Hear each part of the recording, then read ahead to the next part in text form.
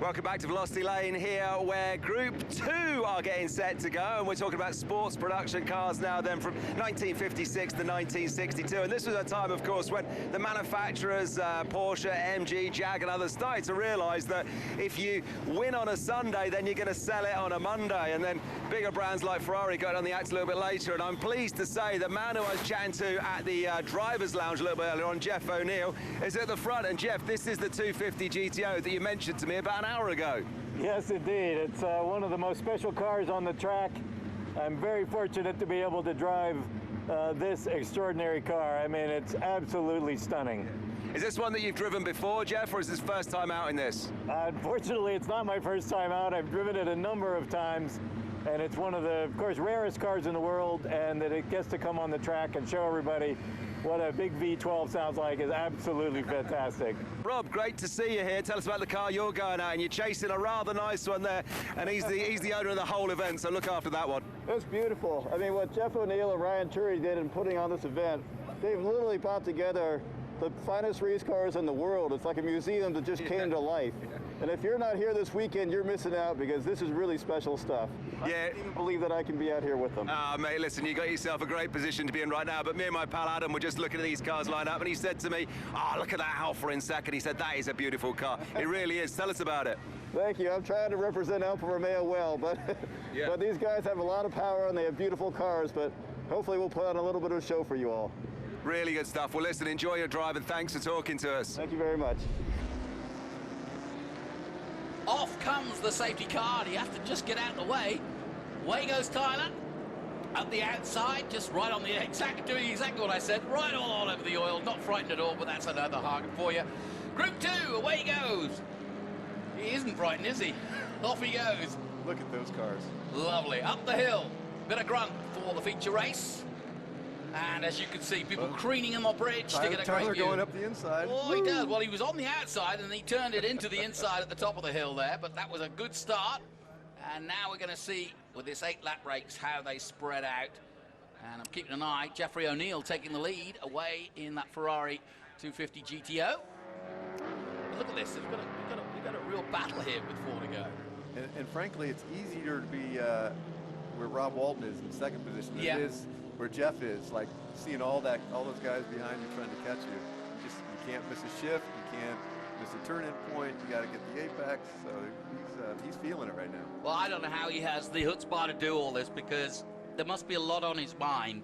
He's not busy this weekend at all. Not at all. No. I asked Ryan Turi, who's occasionally I've seen him run Trans Am Historics and throw his helmet on and get going. But I said to him, "Are you going to get out there?" And he said, "I don't have time this weekend. This is too much to think about. If you want, and we've got a lead change as the Berlinetta hits the front." Well, there you go. Oh yeah, look at this. Wonderful. They're tight now. Yep. Into 11.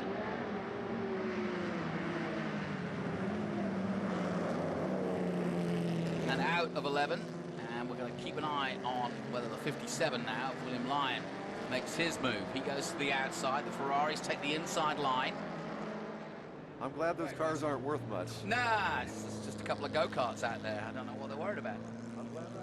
I honestly, if somebody said, would you like to drive, I would absolutely decline.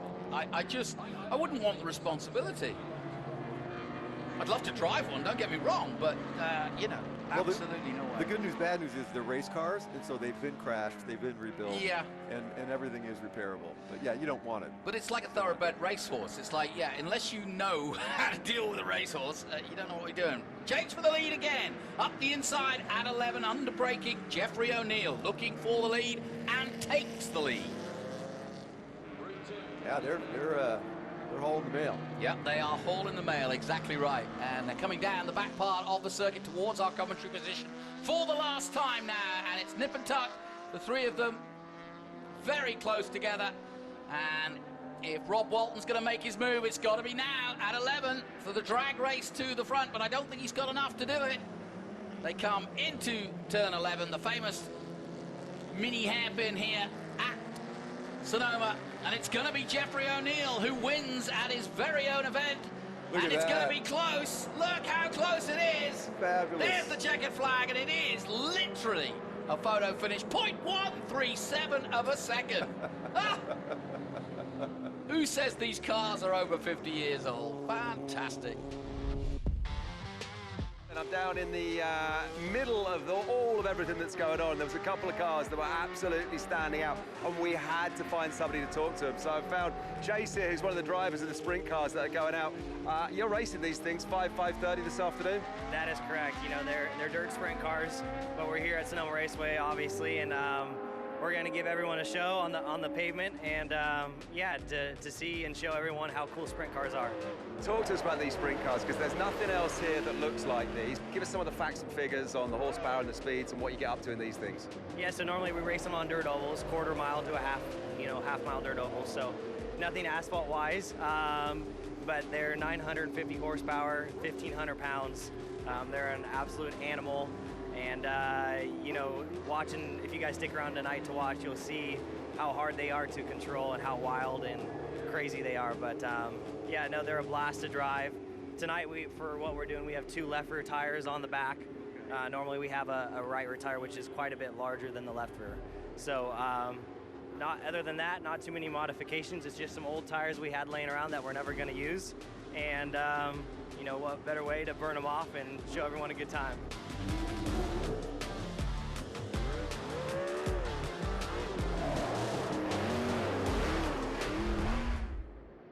We are underway. The green flag waves for Group 6. And guys, this is the early days of IMSA, GT, FIA, Group 4, and so on. Here we go then. The battle for the lead then between the 12 and the 20. Bruce Canepa and Ken Epsman doing it in style here at Sonoma.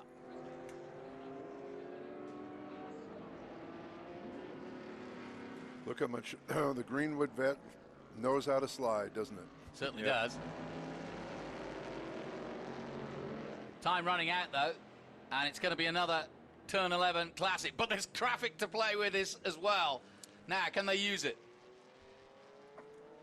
No room on the inside, sir. As Bruce slams the door shut on Kenny Epsman. Again,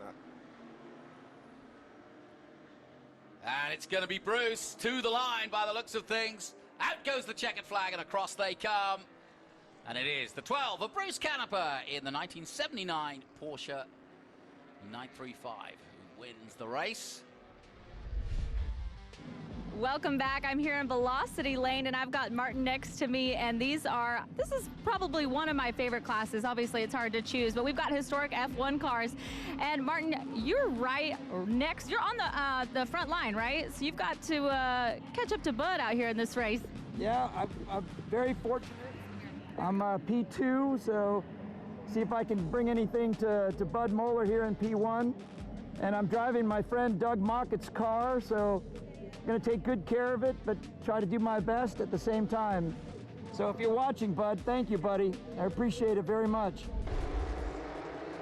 We've got a Williams on the front row, Keke Rosberg, and we've also got Martin Lauber ready to go alongside him as away they go then. Race 2, the feature race for our historics. And really bumpy coming up the hill here in turn 2. That's one of the worst areas of the track.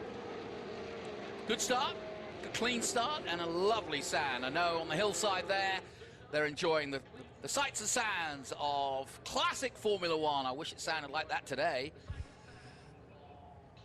I think we should take these to Vegas and throw the others out. Plenty of oil down there. It's quite tricky, especially in a single-seater, an open cockpit. You get a bit more of the kitty litter in your eyes. Yeah. And that's something that you really have to pay attention to, especially on the first lap on cold, slick tyres. So the Tyrrell coming side by side and getting up a position. Nicely done. Yeah, I think Martin Lauber is struggling with his car. The Tyrrell is a ground effect car, but if you look at Martin's line through the corner and the speed he's carrying, it's a lot different than it was yesterday. And hats off to Zach Brown. He doesn't care about branding. He is the CEO of McLaren, but why not race a Williams, especially a World Championship winning Alan Jones from Australia? Well, Bud Moeller has been around a long time in historic racing, but he's having a cracking weekend in that Williams. He is channeling his inner Keke, his inner Nico. Yeah, he's taking the edge off. He's like, I just need to see the checkered flag. Meanwhile, Romac's on a charge, so he better not slow down too much. No, here. Romac's up to second place now in that march, so luckily he's got this final lap to come out of the corner, and he does take the checkered flag and win in the Williams here at Sonoma. The number 61 and fastest lap goes to Romac. No surprise there. A 1:32.6 by Stephen in that march. Martin Lauber will cross the line in the Penske in third position, and Dwight Matheson, it looks as though he's going to take that Tyrrell 09 009 to fourth position ahead of Zach Brown in fifth. We're about to get underway, and I think it's going to be a fascinating race, this, because Gunnar Jeanette is in that Porsche 917. And he is going to be sat right next to the 48 of Zach Brown in the 1970 M8D. So nothing worse than taking on the boss, but here we go.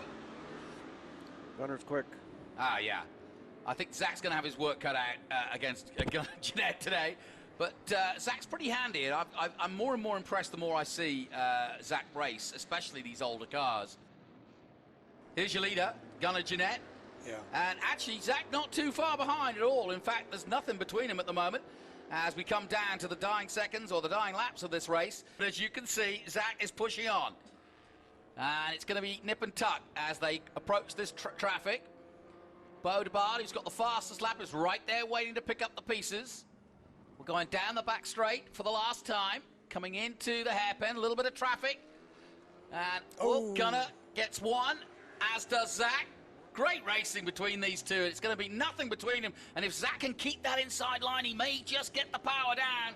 Great finish, Gunnar Jeanette against Zach Brown, the CEO of McLaren here at Velocity. And they come across the line, almost nip and tuck, but a great finish. The checkered flag out. Great racing, as always. I'm down here as the engines roar up of Group 9, some of the newest and biggest, angriest looking cars that are here.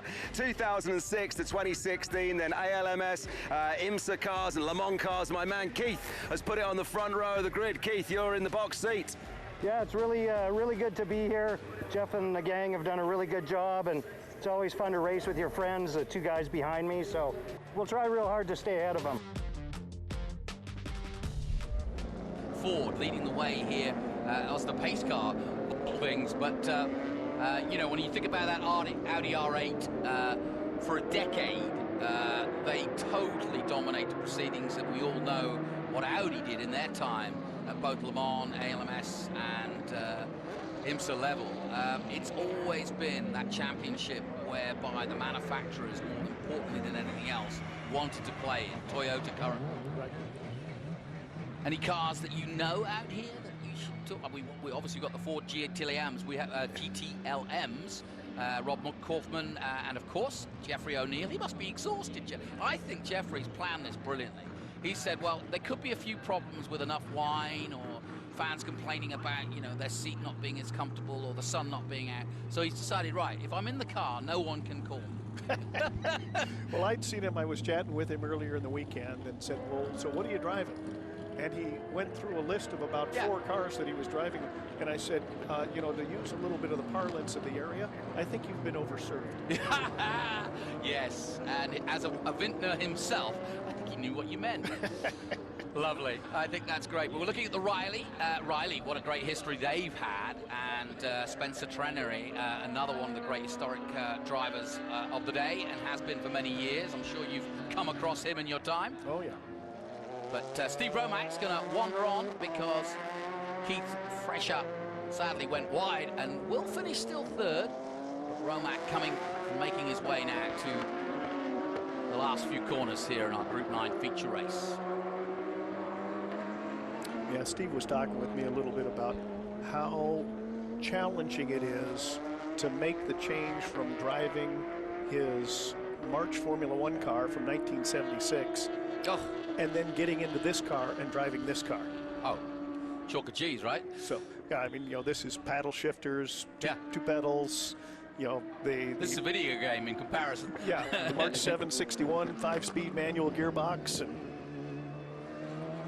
Out of turn 11 he comes here at Sonoma, and the lights blazing as the sun goes down here. It's been a wonderful day, and it's not over yet as the checkered flag waves for Steve Roback, who takes that Pescarola Morgan from 2011 to a wonderful victory.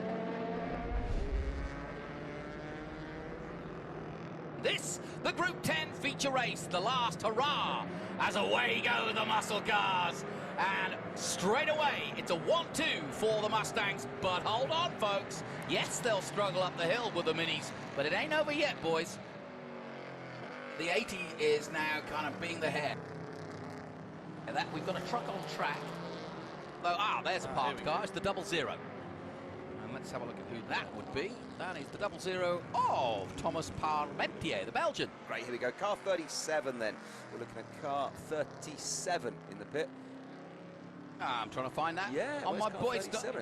It's a ringer. Is it on our notes? Is it on our notes? Verstappen is just getting into the car. It should be Steve Phillips in a 1966 Mini Cooper Cooper S. Steve Phillips, who's he? Well, I think it's him. I think it's him. Good. But Steve Phillips in car 35 then. Chris Fritsch also in a Mini Morris Cooper S. Final lap then of the final race. Group 10 on what has been a fantastic weekend. Here we go. Come on. Oh, look at how the brakes are lighting up too. That's a problem. Oh, he's caught right up to him in the... hang on. We've got 1 or 2 corners to go. It's all about turn 11 here in the final hurrah here at Velocity Invitational. There's 2 Minis in the way, and there's 2 Mustangs on their way. What a finish to this is going to be. If Seth Burgett can do something here, he's right on his tailpipe, lights blazing. It's now or never, guys. They're coming to the Minis. They're in the way. They're going to try and drift through. To the line they come. It's going to be a race to the flag, and it is a photo finish. Oh, wow. 0.135. Oh, that's boy. the gap between them. I hope you've enjoyed the Velocity Invitational. It's our 4th edition. The sun is going down here in California, though they say it never does. Jonathan Green, and my thanks once again to Taylor and Kev. You've done a great job. Thank you so much. We'll be back, I hope, next year. We'll see you soon.